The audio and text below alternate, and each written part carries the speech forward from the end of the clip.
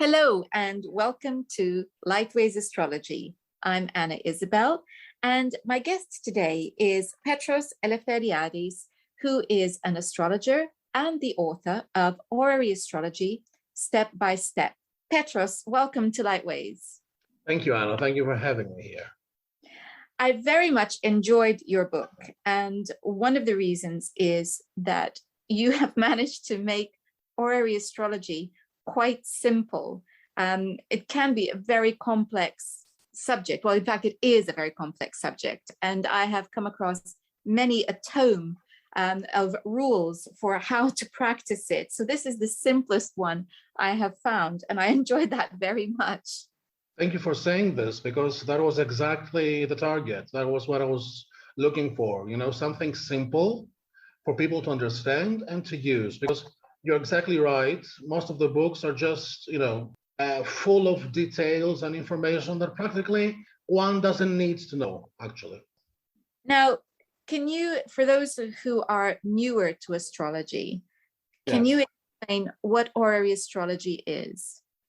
I would say that horary astrology is the astrology of the hour, the astrology of the moment, which means that if you have a specific question that can be answered with a yes or a no, a question that it just happens right now, something that has already started in your life.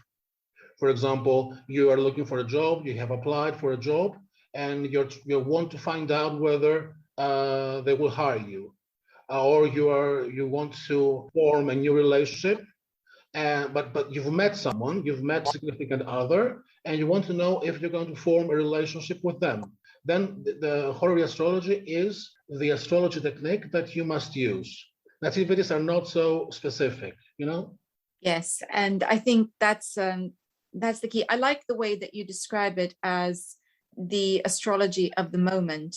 Many people just ask whatever question they want, even if it's going to happen in 20 years. No, I think this is wrong. It is astrology of the hour, astrology of the moment. For example, a 20-year-old girl cannot ask, when will I get pregnant or something, if she's not trying to have a baby. You know what I'm saying? You have to be involved in the question. You have to be involved in that event that you want to happen. You can't just ask out of curiosity for something that will happen in 20 years' time. It always fascinates me. It doesn't matter how many years I practice astrology. When we talk about the moment, yes, it's so clear when I'm doing a consultation chart, for instance, and the moment of the meeting between myself and my client, and I do a chart at that moment, and the mirror, for instance, the sign rising might be the sign that of my client, or the moon conjunct, the moon is in their moon sign or something. It's that immediate mirror of what's there in front of you and what you're seeing in the chart. And it's in moments like that that you understand how this astrology developed. Yes, you start to understand how things, are just meant to be sometimes. This is the feeling that you get, okay, this was meant to be. That's my feeling, at least.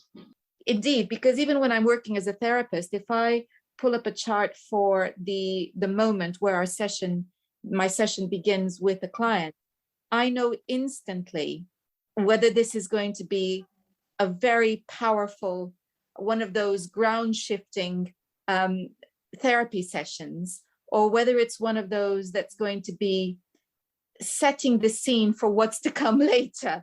And I can see that just by how strongly everything is being mirrored in that chart. So it's a beautiful thing. And now we are talking about using it to answer a question. And I think it's just knowing what we can ask and how we can ask it is almost an art in itself, isn't it? There are some very clear rules. Yes, I must say, though, that in my book, I have these are, let's say, my rules. I have not invented them, but those rules that I abide. A lot of horary astrologers do not agree with this, because I say that's why I wrote this book and my first one, because I see a lot of horary charts on the internet, in books, that are just non-valid in my opinion. So I must make this clear that this is, my opinion and not the opinion of all the others. This is not an opinion shared by everybody in our field. Yes, except I think that your rules actually make sense. And the reason they make sense is because yeah, they do. They make sense because it's all about the simplicity. And when we're talking about the judgment of a chart as to whether a chart can be judged or not, it's all about clarity. You can't fudge it to be able to ask something that you're not going to get a yes or no answer for. Exactly. It has to be a question that, for which there is a yes or no answer. You can't fudge it. And I think that there are lots of things in astrology where it becomes very fuzzy on the edges, but then you're losing clarity and you're losing the purity of what was there to begin with. Exactly, because the marvel of horary astrology is that you can get a yes or a no answer to the question. With the nativity, you cannot do that. Let's say you have the seventh house involved. You do not really know if the seventh house is about a relationship, I don't know, or a contract, or some other person in your life. You cannot really tell what is going to happen exactly. You offer a client possible scenarios. With horary astrology, you already have the question asked, a precise, significant question, and if it's not answered with a yes or a no, it just becomes, it's unclear. You cannot ask questions. Who killed JFK, for example? How are you going to answer this? Is there a God? People believe that they can ask any question that they want. No, you cannot ask any question that you want, because you will not get a clear answer. Is there a life after death? How are you going to answer this? And what are the next lottery numbers, for example? If that were the case, all horary astrologers would have been, insanely rich, but they're not. So there are some things that you simply cannot ask. It's as simple as that. I think this is why there are different ways of using astrology. So if you're looking at a birth chart, then it's a very different purpose. So I specialize in psychological astrology because I use it as a form of, if you like, diagnosis, so that somebody to open up therapy. And there is nothing more beautiful for me than to work with a birth chart and to see the possibilities. And what you want there is you want the person to make up their own mind and to see the possibilities that are there in the various aspects of their lives. And that's perfect. It's beautiful. The birth chart does that amazingly. But occasionally somebody will say to me, is this business deal going to work? And for that, there's nothing better than Horary. Exactly. You can use the nativity, you can use the natal chart, but all you can say is that you're going through either a tough professional time period or a fortunate period. But you can actually say that this particular business venture is going to work out for them. Because things look good for you in general.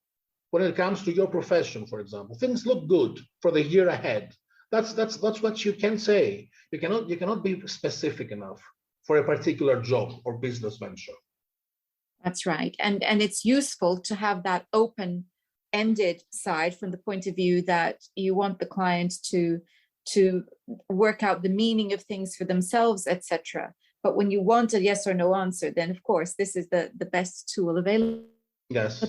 Now, there was something else that I really liked about your chart. And it's funny because, as always, when reading anything to do with horary, I have to concentrate really hard because this is not the water in which I normally swim, shall I say. So I have to concentrate extra hard. But what I really liked about your approach was that you were using the moon and the chart ruler to answer the question primarily. And you really showed how you don't necessarily need the significators for whatever the subject is that the question is about. You just use those two. That simplified things so much. It was brilliant. I love that. Exactly, and I think it works, because it's the querent's question. It's the question: if the querent, if the rulers of the querent, that is the ascendant ruler and the moon, do not make fortunate aspects ahead, then something's wrong. The querent is not going to be happy. Why is the querent not going to be happy? Because the answer is probably no. That's why the querent is not going to be happy. So people try to spend so much time looking for the correct significator and which house symbolizes this and which house signifies this, and they get mixed up. But stay focused and say, what does the moon, the important planetary body in Horary astrology, because it's very quick, it shows imminent events, immediate future, and the ruler of the ascendant, what are they doing? What is happening to them? Are they applying to an opposition with Saturn, for example, or Mars without any reception whatsoever? Then the answer is probably no, whatever the question is. That's what I wanted to, the point I was trying to make in my book. I really like that because, again, for those of us who are not as familiar with Horary astrology, it's very useful to have something that says, okay, so start here, work with this. You can learn about the more complex stuff later on if you want to, but this will work for you. And it's you'll be very happy to know that I've been practicing already with what I got from your book, and I'm very encouraged by the results I'm getting. So thank you. That's what I wanted to hear. Thank you. I'm glad it works. I've had great fun. I say great fun. Some of the questions have not been fun, I have to say, but it's been a wonderful kind of puzzle to work with, and to find that, okay, yeah, this is something that I think I can develop and make stronger as part of my my skill set. So I really have enjoyed that. I'm glad.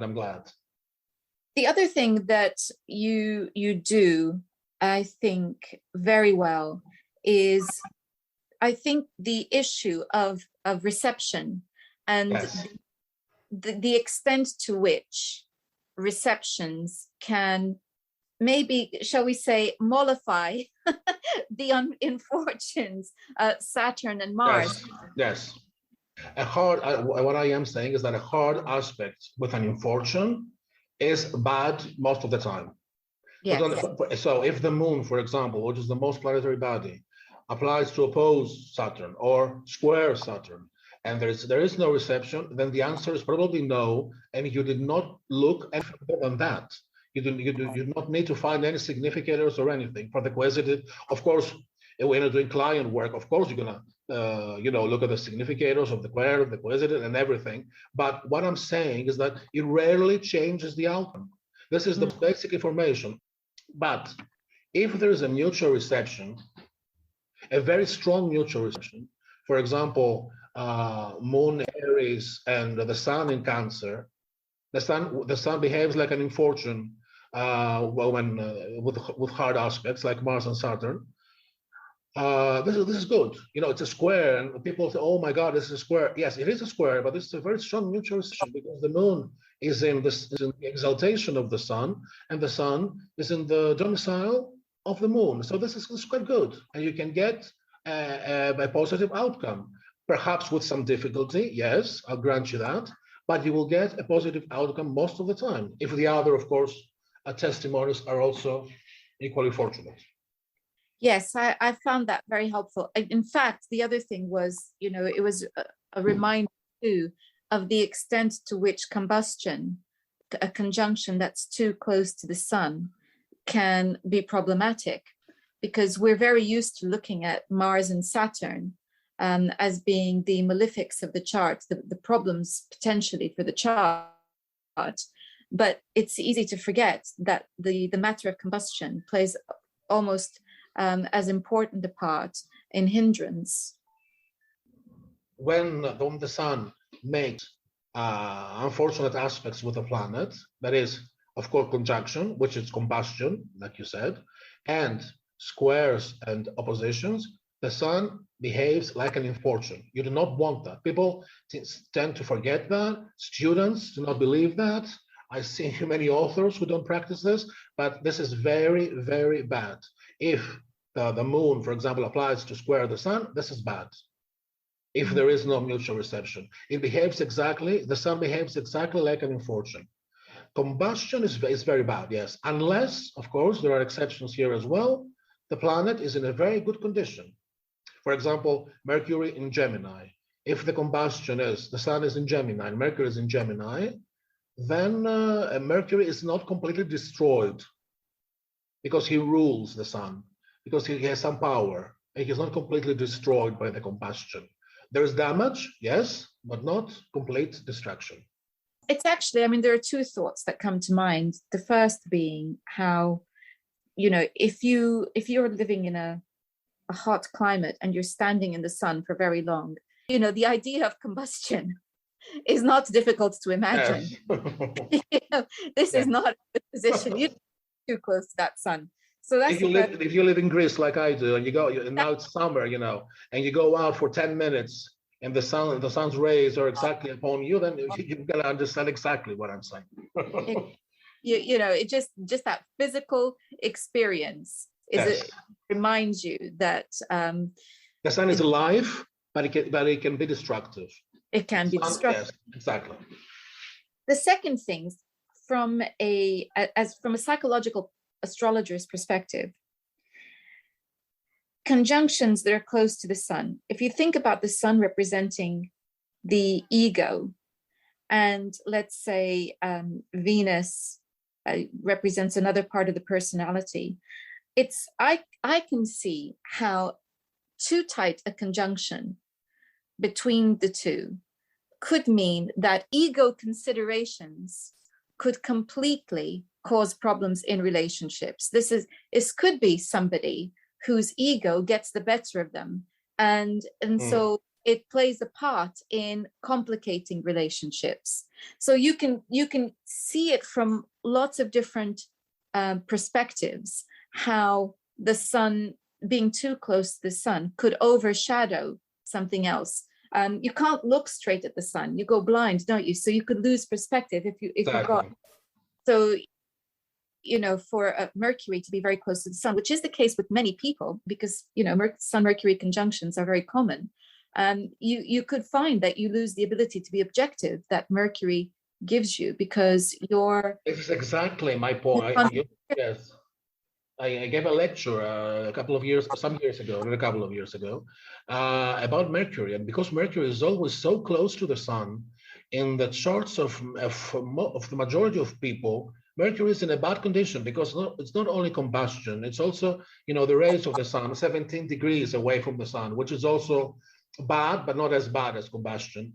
So, but Mercury cannot go further ahead. So there's rare charts of people who actually have a Mercury completely free of problems. Yeah. So this shows that we are not objective about ourselves. We cannot see ourselves clearly. Yeah. Most of us. So you can see how even thinking about it from a psychological astrology perspective, this is definitely a big consideration now, looking at combustion. So the one thing I would like for you to perhaps talk a little bit about is reception. What is reception? So if people they know a little bit about astrology and they've heard about mutual receptions, can you explain a little bit about what that is? Yes, reception is one of the most important things to consider when you're judging a horary chart, a nativity, or whatever. Each planet is at a certain zodiacal degree. This zodiacal degree has some planets that rule it. The table of essential dignities. For example, if it's a planet in the first degree of Aries, then this is ruled. This is the domicile of Mars. The whole sign, the domicile of Mars. The sun is exalted there. If it's in a diurnal chart, the day chart, the sun is also the triplicity ruler. Jupiter is the term ruler, and Mars is also the face ruler. There are 5 dignities: domicile, exaltation, triplicity, terms, and face. Those 5 planets, it's up to 5, it can be less, have some rulership over that degree. So if a planet is there, if you have a planet at 1 degree Aries, then these 5 planets, up to 5, they rule this planet. They're the planet's dispositors. That's what I say. The planet's dispositors. These planets can offer our planet help, provided there's some criteria are met. If, for example, there is an applying aspect between them. If the planet you have at 1 Aries applies to one of its dispositors, one of those planets that I mentioned before, then it can receive help. That's why it's called reception. But we need an applying aspect for this. Now, if also the other planet is in some dignities of the planet at 1 Aries, for example, if the planet of 1 Aries is, let's say, the moon, and the other have another planet that it's in 5 degrees Cancer, then that planet in 5 degrees Cancer is also in the domicile of the moon, while the planet at 1 Aries is in the domicile of Mars. So they exchange domiciles, let's say. So they help one another. This is mutual reception. Mutual reception is when we have 2 planets and both help one another, while single reception is when you have a planet applying to one of its dispositors with a fortunate aspect. But we need an applying aspect for this. So if you have a planet that applies to one of its dispositors, applies to one of the planets that have some power over that degree the planet is in, then our planet receives help. And even if it's in a very bad condition, I don't know, Venus in Aries, for example, which is Venus in detriment, then this Venus receives help from other planets. And this is good.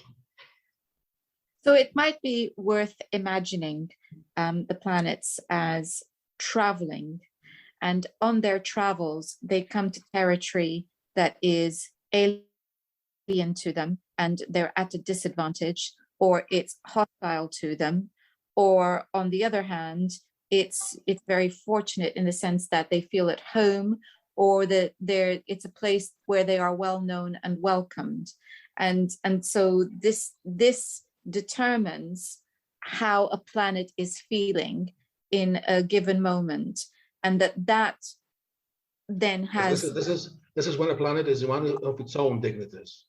Exactly. For example, Venus in I think I use this example in my book. Venus in Virgo, for example, is not a very friendly place for Venus, because Venus is in her fall. But if Venus is in her terms in that particular segment of the sign, those 5-6 degrees, no, I think it's 10 degrees in Virgo, in those particular degrees, then she's in the safest place possible in that very unfriendly place. So if she's in a jungle, for example, this Venus is up on a tree and doesn't have any, she's still in the jungle, but she doesn't need to fear, all the beasts, the wild beasts. Yeah, she's safe. She's safe, exactly. She's got some shelter from the thundering rain. yes, okay. It's still an unfriendly place, but this is the best place to be in Virgo if Venus is in those degrees. But reception is when other planets help this Venus. If Mercury, for example, is in Libra, in that same chart, Venus is in Virgo, not very good, but Mercury is in Libra, Venus is sign, then there's a mutual reception between Venus and Mercury, and they both help one another. So you say, for example, even in nativity, oh, Venus is in Virgo, how bad? Oh, look at that, Mercury is in Libra. Oh, there's a mutual reception, how nice. So it's not that bad, And this is important because it underpins the ability to answer the question, yes or no. Yes. Because what we're asking is the person asking this question in what condition is this person in? Are they in a strong position? Are they in a weak position? Yes. In order to affect the outcome? And what resources are there at the disposal of this person to help them? And this is how we work it out then. Yes or no? Is this or is this not the right thing? Is this going to work? Check the condition of your significators. Are they in any form of dignity of their own? Fine, that's good. Even if they are not, do they receive help from other planets? Oh, that's good. Or if they don't, it's bad. And do the significators of the querent and the significators of the quesitate normally apply to one another with a fortunate aspect? Then you can safely say that it's a yes. So here's a tricky thing, and it's a question that we astrologers face at different points and in different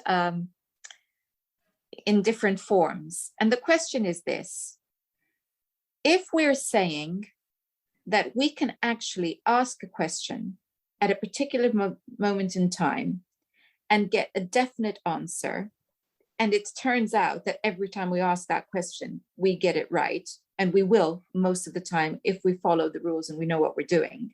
Yes. Does this mean that things are fated? I'm sorry to say, but yes.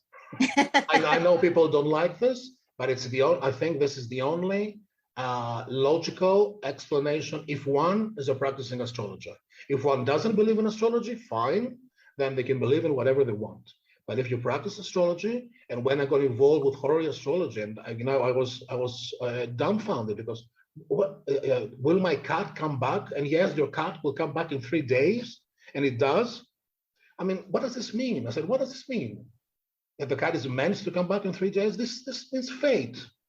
So if you go on with your studies, and if you do that, then yes, everything is fated. I'm sorry to say, but there is no free will. I know people are disappointed by this. A lot, even astrologers, 99% of astrologers believe in free will, but I don't. I wanted to ask you that question because I got the sense in the book that that you would take. Yes, I need to make clear that this is my opinion, and it's not an opinion that other astrologers share. Even when they make predictions, they believe in free will. I cannot see how this makes, I see this as a very immoral thing, to believe in free will and actually make predictions for your client, take money for predictions.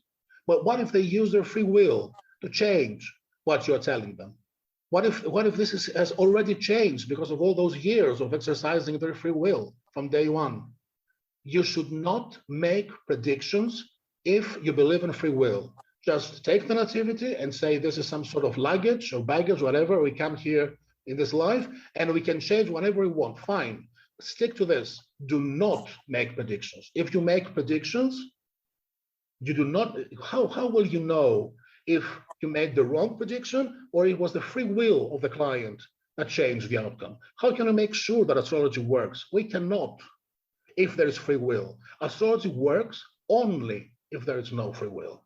I'm sorry to say. Well, I think that perhaps there are different interpretations as to the result. And some people might say, well, it's not necessarily that it might be just a question of timing. And it might be that what you are wishing for, it's a matter of timing. It's not the right time, etc. So I suppose there are different ways of looking at it, but certainly I can also understand that the question of fate is one that we all wrestle with, and it's something that I see how hard it is for many people to accept this. You know, Horary astrologers, traditional astrologers mostly, tend to believe in fate, at a certain percent, for example, but not entirely. But they have to. They just have to. You know, if you answer questions like this and you give the timing, you can't just say that there is no fate. There is free will. There is some fate at least, but they can't really say that it's a 100% fate. People need to believe that they're in charge of their own lives. I don't need to believe that. I think I made my choices before I came here, you know? So this is not a time for choice. Have you seen The Matrix, the film? It's the Oracle says, I think you would have figured this by now. You're not here to make a choice. You have already made the choices. You're here to understand why. This is exactly what I believe in. The other thing that we can say is that this is one of the reasons that we're even asking this question, is because this is a clash between our modern Western culture and medieval culture, which is, you know, and ancient cultures, which of course are the roots of astrology, and horary particularly medieval culture, where there was no question that our fate was already decided. Funnily so, they didn't believe 100% in fate. You know, they had electional astrology. What is electional astrology really? It doesn't make sense to me. I don't use electional astrology. You know, I may look at the chart ahead, you know, to, I don't know, if I'm doing something serious, perhaps find some fortunate aspects, but that's all I do. I don't really believe in that. So if they did electional astrology, then this means that they did believe in a form of free will or something. I suspect personally that the answer is somewhere in the middle, and that there is definitely, perhaps, yes, no question that there is an element of faith to life. But I think that there must be free will somewhere, and we need to work out where each of the lines lie. But for myself, I cannot. I don't consider it moral for me, you know, to take money from people to make predictions that they can exercise their free will. I don't think that's correct. That's what I believe in, and that's my practice. Other people can do, of course, whatever they want to, whatever they believe in. Absolutely, I can understand that, and I can certainly see why you would take that view. Well, Petros, so we have gone from an introduction to horary astrology to a deep philosophical debate. And I just would add that there is another thing that I really enjoyed about your book, and that was the fact that you illustrated your points using charts, so that, you know, to clarify everything. And my favorite bit was that fact that you included at the back of your book some practice charts, whereby all you have to do is look at the chart and determine whether the answer is yes or no by looking at the moon and the chart ruler. And then you provide the answers at the back. And I really, really enjoyed that. That was great. So I think the reason I enjoyed it so much is because when you're first learning horary, not only is it a complicated thing, but it's also how to practice it. You know, you have to ask your friends, oh, you have to ask me, if you've got any question, come and ask me, because I need the practice. But here you have some ready, some charts, and that was a really great way to do it. The answer is yes or no. Look at the chart, look at the moon, look at the ascendant, and then I don't even include the question without a question. That's what I want to do, because I've seen it with students. You know, they learn all their theory and they're very good at it, and they know everything. But when it comes to charts, they just, I don't know, they seem to lose focus. So okay, and I even mentioned this rule, but they tend to, you know, the question tends to, you know, blur things a bit. So okay, so I left the question out. I said, okay, this is the basic rule. What is the ascendant ruler and the moon doing next? Find this, and you will get the answer in most cases. Of course, the outcome needs to be, you will use the significators of the quaesitive. Yeah, of course, you will look into them in the end. But I wanted to keep this simple so that people who read the book understand the very basic method that I use. Yeah, well, I would say that was very successful. I had great fun with those practice charts. And that's nice to hear. So if people wanted to get in touch with you, how would they do that? I'm the head tutor at the QHP School of Traditional of Horary Astrology, qualified horary practitioner school, that's based in London. And of course, I have my email. It's petalef, gmail.com, so they can contact me there. That's all. Okay. I have a site, the QHP Hellas, used mostly for Greek people, but it's mostly in English as well. So they can contact me either via the school or me personally in using my email. Okay, well, I will include your email then in the notes accompanying the podcast. And the book, once again, is Horary Astrology, Step by Step. And I will include a link to the book also on the notes to the podcast. Petros. Thank you, Anna. Thank you, Anna.